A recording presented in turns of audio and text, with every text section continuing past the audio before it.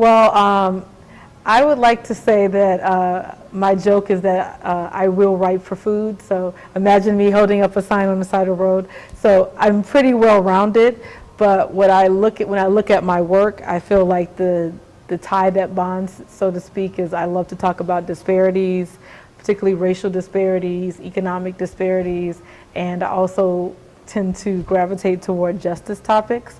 And so I was very pleased to learn that those topics were here in Phoenix at this conference, and it didn't feel like it was just pure traditional medical coverage.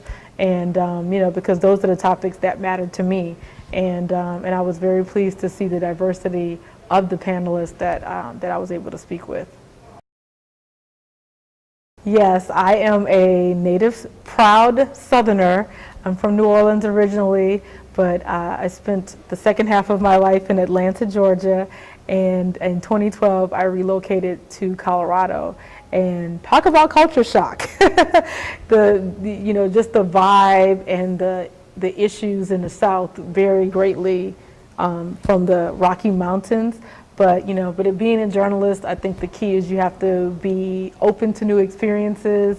You have to be flexible, and I really did have to tweak a lot of things about my work and the focus of my work by moving regions. But it took some time, and I was able to make that happen. And just to seal the deal, I won a couple of awards in Colorado. So I feel like, okay, I've gotten the hang of this. And again, conferences like this, they tend to help you make that change and make that shift and learn about things that you may not know about. Mm-hmm.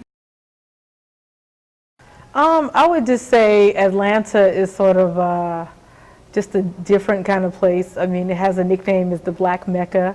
So I think that diversity in the South tends to be black and white, literally black and white. And so moving to Colorado, I think I had to just be more conscious of the fact that diversity is so many different things.